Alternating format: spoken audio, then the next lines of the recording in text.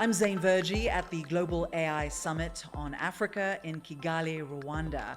The Embedded podcast is coming to you in partnership with the Rwanda Centre for the Fourth Industrial Revolution. And here in Kigali, we are going to be talking on this podcast to some of the brightest minds, innovators, and entrepreneurs on the continent about how generative AI will transform Africa. Maxwell Gomera is with UNDP, and he's going to be talking to me about how generative AI will impact the development landscape.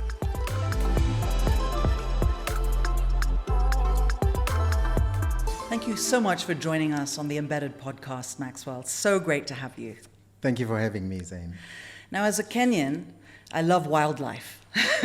I've grown up with weekends and holidays in the lodges and on safari. Yeah. And before we get into talking about how AI will impact international development and development on our continent in Africa, I want to ask you a little bit about your past life and how it got you to where you are today. And it involves my favorite animal, elephants.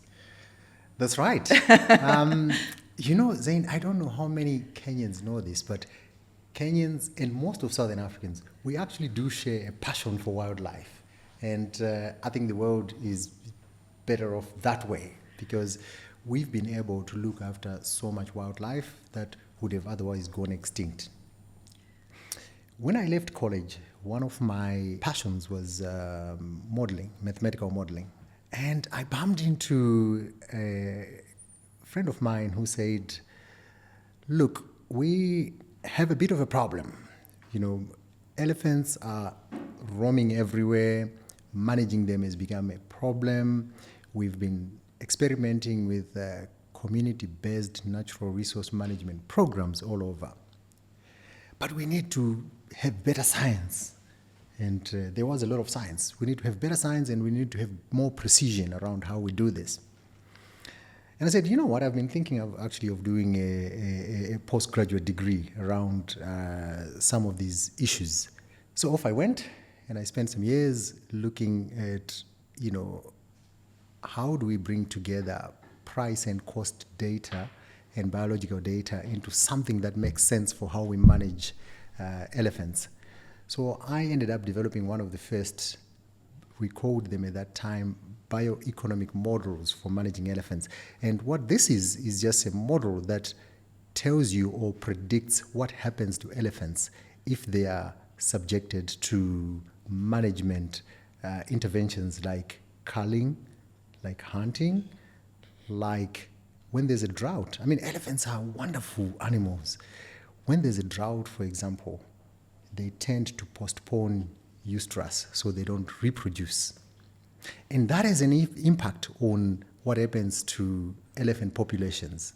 So all of that dynamic, we've got to understand it because Africa has become progressively drier. And what it means is elephants are reproducing less and less in response to climate, but also in response to many other treatments.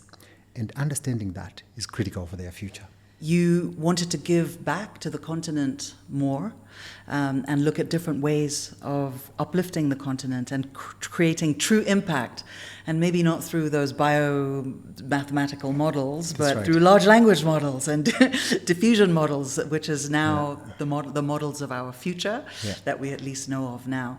So tell me a little bit about how UNDP and the United Nations is seeing artificial intelligence and the way you see it can impact the continent and things close to your heart. Yeah.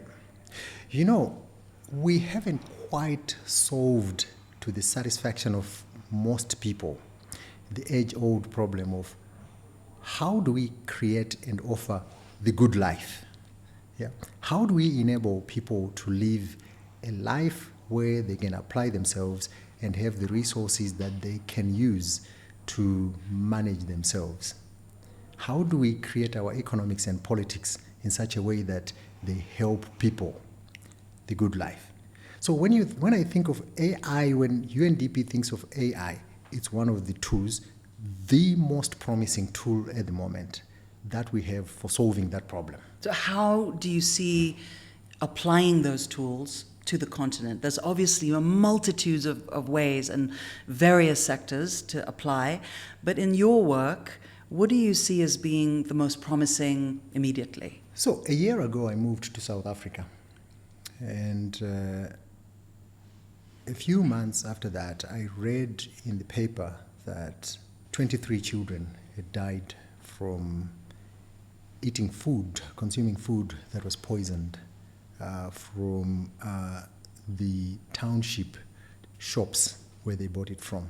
Now, when you look at it on the surface, you might think, well, perhaps this is a regulatory problem. And you'd be right. It's probably a regulatory problem. But someone else might think, well, this is a problem of how we handle food. They could be right too. But others might think, well, maybe this is a problem of people who are producing or selling stuff who really shouldn't be doing so. They too might be right. It's very difficult for the human brain to make sense of such disparate and huge amounts of data and see how we can solve it. When we looked at that situation in South Africa, when I looked at it and I thought about those children, I said, I was once them. They're coming from school, they've got a bit of pocket change, they buy food, the next 2 hours they're dead. Yet this is a problem that we can solve. So what we've started doing in South Africa is we have looked at it and said, well, first, how do we help the government to understand who are these people who are running these shops in the townships? So we are applying digital tools, including AI, tools enabled by AI, to help the government to be able to locate who these people are. But second, and most important, we are also working with people who are running these businesses because they are providing a service to our communities. And when we started talking to them, it became clear that on the one hand, we have an incredible opportunity to develop our economy if we can give them the right conditions to develop their businesses. In South Africa alone, these township economies, Juakalis, I believe, in Kenya, they informal employ sector economies. Informal sector. Yeah. They employ about SMEs. They employ about 60% of South Africa's population. It's probably the same around the continent. So they represent a huge opportunity, but one that we've not been able to take advantage of until now. One of the biggest problems is that they do not have access to credit. The reason they don't have access to credit, we asked some of the banks in South Africa and they said, you know what, most of these people, we consider them risky and they don't qualify on our risk profiling. So I said to them, give me an example of what you consider risky with these folks here. One of them said, well, okay, first they do not have an address, so we can't locate them. We don't know who these people are and where they are. That's very familiar across the continent. You know, if people are operating informally, they are unlikely to have a fixed address. So when you go to the bank, just like you and I would do, and you want to borrow money, say, where do you live? I can't tell you that. Sorry, we can't give you a loan. Second thing is, we ask for financials, 3 to 6 months. These folks here cannot give you that. So they do not qualify. Yeah? And so on and so forth. Yet these are issues that we can solve for today. How does generative AI work to solve the informal sector, access to money, and all sorts of other issues that are critical development issues that the United Nations and UNDP specifically focuses on the continent? What we're doing now with generative AI is we're building data sets that enable banks or those in the financial sector to be able to rate the creditworthiness of individuals. Now, most traditional banks have been using rules and regulations that were developed for more mature economies. That's not how it works on the continent. And we've been inadvertently keeping people on the fringes of the economy because the rules of the game have been rigged against them. With generative AI, we're now beginning to understand how do people actually spend their money and are they credit worth? And we are finding that the people who are running SMEs, a lot of them in South Africa, they are finding with banks like Capitec that their default rates are much lower than people who have more resources. And that is an incredible insight that we found, that when you start to measure people's credit worthiness on other criteria, like, what are they spending money on? How often do they spend money? In Kenya, with M-Pesa, they would look at how much airtime are you buying and how are you spending it. Oh, therefore, you might be credit worthy and will give you so much.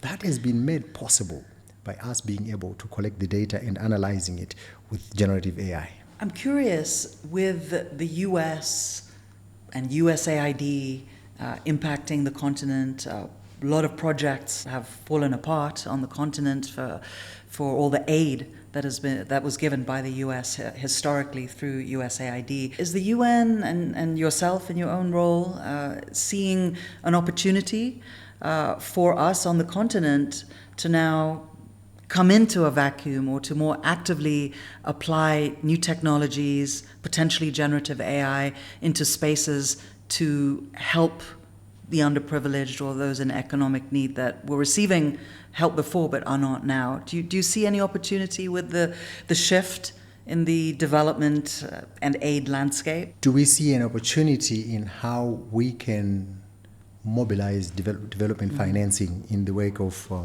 the decision by the US administration? Yes, we do. But let me be clear. I mean, the decision by the US administration has had significant impact across the continent.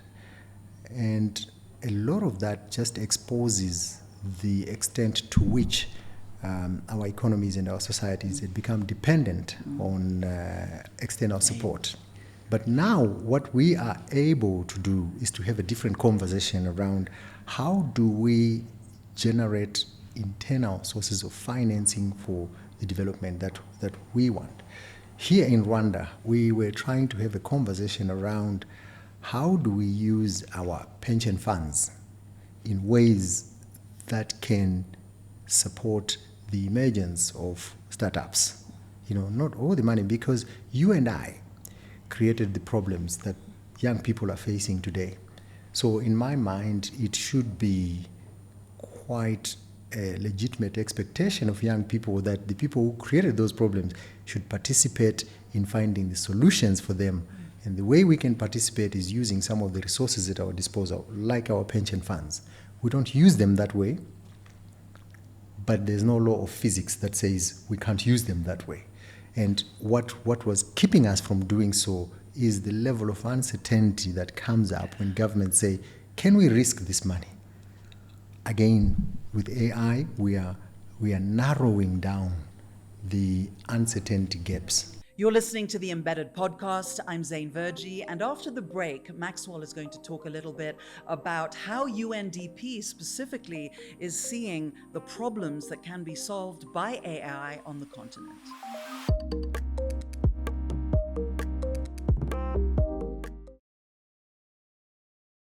Right now, AI only works for major languages such as English and French. This presents an issue in Africa when it comes to accessing quality datasets that power AI technologies. You see, 76% of Rwandans only speak Kinyarwanda. Over the last 7 years, we have created datasets of over 3,400 hours of Kinyarwanda. We have now scaled to 14 other countries in Africa with datasets covering 16 additional languages. We're accelerating our work with the support of the Rwanda Centre for Fourth Industrial Revolution, expanding African language footprint in AI technologies. By providing this foundational infrastructure, innovators can create AI solutions that reflect Africa's linguistic diversity and unique cultural realities.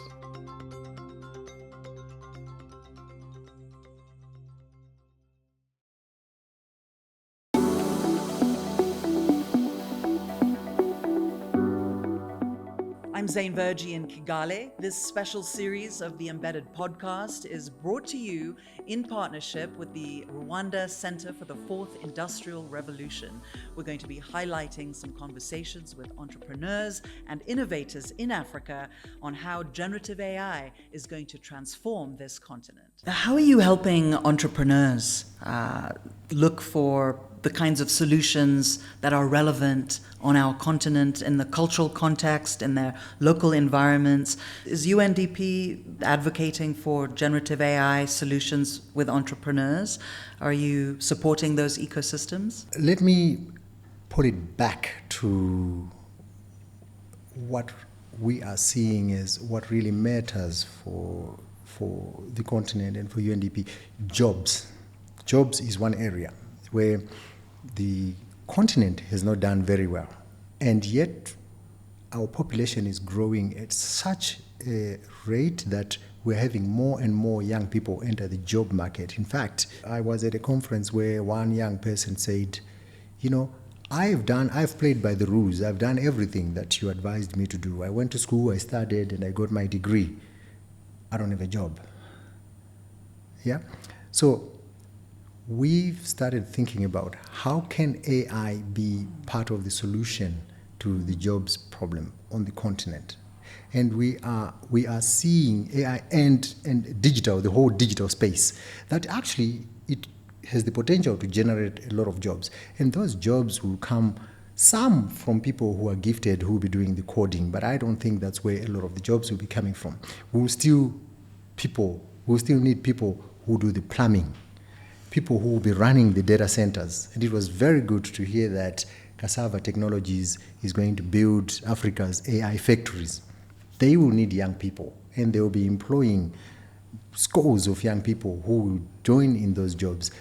That's where we need to be putting our focus on, but also working with our universities and training colleges to make sure that we have the technicians who can run things like data centers. And we have in every young person's hand put a device that enables them to shape the content of what we find on AI right now. You wrote a paper called Riding the AI Wave.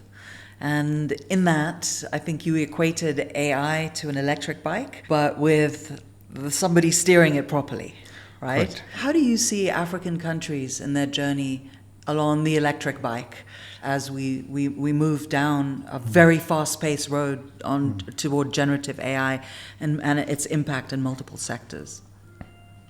Yeah, you see, the African story in development had moments that do not make me proud as an African. But I've had moments that I'm very proud of as well. The moments that do not make me proud is that for far too long, we've been bystanders and relied on other people to give us the solutions. And we are at risk of doing the same unless we shape the way AI develops on this continent, and we shape the way technology helps us to solve African problems.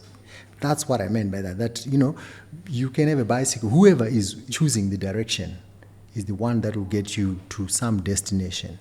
Whether it's the destination that Africans want is another issue. So we have a lot of investments to do as Africans to ensure that first, we have the infrastructure, so it's good to see African companies investing in the infrastructure that enable us to use AI, but also that our people are aware they have first the basic coding skills that are needed. Mathematics is still important. Even in a world where AI exists, mathematics is still important, but also the storytelling is important. And this is where Africa has been famed for our storytelling. But those stories are not shared globally because they have not been in the spaces where the rest of the world can access them. We want our young people to do that and change that. And storytelling of the future really resides in data sets and how we can build our own type of modeling to tell our own stories in our own language and in our own cultures and in the right contexts across the 54 countries in the continent. How do you see that? How do you see new ways of gathering data? You mentioned the UN is gathering its own data sets, looking at data that informs different types of scenarios and using generative AI for that. How do you see the collection of data for storytelling on the continent and data sovereignty for the continent? Right. I think there are multiple layers to that in terms of the collection of data at the continent. First, I think governments have a huge responsibility to enable it. And enabling it means giving the infrastructure that's needed, whether that infrastructure is broadband or the data centers or even devices that are needed to do that. They are still very expensive for the average African. Yeah, even though a lot of our people need them, they're still very expensive. I think that African governments have a responsibility, no, they have an obligation to change that. And in our negotiations with more developed countries, I think this should be number one. How are we trading what we have for something that will help the rest of the continent? So that's the number one level. There's also a need for a lot of creativity here. And it's fantastic to see how young Africans are innovating with the technology that they have to solve for Africa. And this is quite important for me because for far too long we've been solving problems that matter to people in Cambridge, yet we've not been able to solve the issue of cooking energy for people who are 50 kilometers from here. And that matters a lot. 2 years ago, I went to a meeting here in Rwanda where I met a group of women. One of them stood up and said, listen, I am a single mother of 4. Every morning I wake up to go and look for firewood. Sometimes I get it, but in those days when I don't get it, my children go to bed without eating anything. She looked around and pointed at a few girls, said, you see some of them who've got kids on their backs, they were raped on the way to collect firewood. That is outrageous. Because that is a problem that we can solve. How is it that in 2025, when we've got technology that can write poetry for you, or that can send someone to the moon, we still haven't solved the problem of cooking energy for women in Africa? So that's the second thing. Technology has to be deployed to solve problems for Africa, and I'm seeing a lot of potential right now with generative AI, but also the developments in the innovative space. And UNDP is especially focusing on how do we bring this ecosystem and unleash its energy to bear on problems like the one that I've just mentioned of this woman, Marie-Josée is her name, who I met 2 years ago here in Rwanda. What do you think our leaders on the continent need to do better? When you look at AI policies, countries like Rwanda seem a bit more advanced. Kenya is out there, Nigeria is out there, but we're not all on an equal level when it comes to policies and strategies around artificial intelligence, and some countries are doing it more than others. Do you think that leaders need to be more collaborative or more proactive, or is there something that needs to be done that hasn't been done yet that can solve some of the problems that you're talking about, and is it an issue of leadership? You know what, Zain? One of the things I would urge our leaders to do is to listen to young people a lot more. I do not think that there is sufficient understanding at the leadership level of the nature of the problem we're dealing with if we do not get ahead of the AI bandwagon, if I can call it that. I do not think there's sufficient understanding. And I do think that we are trading off things at the moment that will land us in trouble. But the people who understand it better are our young people.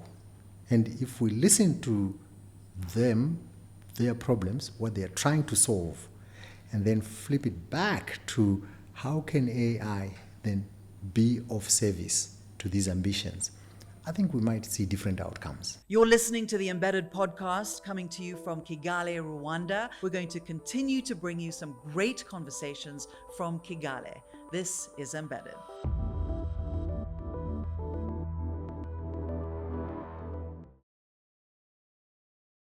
Right now, AI only works for major languages such as English and French. This presents an issue in Africa when it comes to accessing quality data sets that power AI technologies. You see, 76% of Rwandans only speak Kinyarwanda. Over the last 7 years, We have created datasets of over 3,400 hours of Kinyarwanda. We have now scaled to 14 other countries in Africa with datasets covering 16 additional languages. We're accelerating our work with the support of the Rwanda Centre for Fourth Industrial Revolution, expanding African language footprint in AI technologies. By providing this foundational infrastructure, innovators can create AI solutions that reflect Africa's linguistic diversity and unique cultural realities.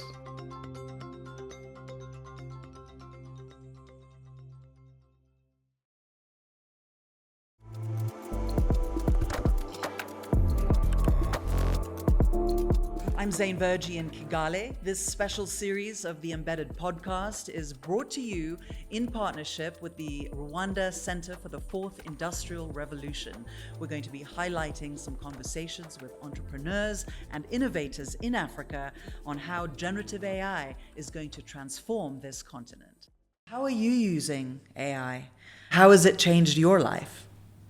You know, a few weeks ago, I had a conversation with my executive assistant. She is brilliant, but we ended up agreeing that what is needed for that role is no longer what might have been expected of an executive assistant 5 years ago, 10 years ago, because AI now has given me the ability I can write my own letters, I can write my own speeches, I can WhatsApp anybody that I need to have a meeting with. So that role has changed. But what hasn't changed is the empathy that comes with leadership. And I have been saying to her, first, learn by all means how to use AI to make those aspects of your work that are routine, that you don't need to be doing, more efficient, or to leave them altogether. But second, help me to better understand our staff from a human point of view, because leaders need that a lot more. We need a lot more empathy. That's not one thing that we'll get from AI, not in the near future. Maybe in the future, AI will learn to have some empathy. I was using AI as a therapist. I was checking one of those platforms, and they were quite empathetic. I think that AI will use empathetic words, but cannot replace, at the moment at least, the feelings that come and the warmth that comes from understanding that another human being sees me. And that is very, very important. So the point I'm making is that AI has freed us from doing some of the more some of the more routine things, and given us a chance to be more human in the way we manage institutions again.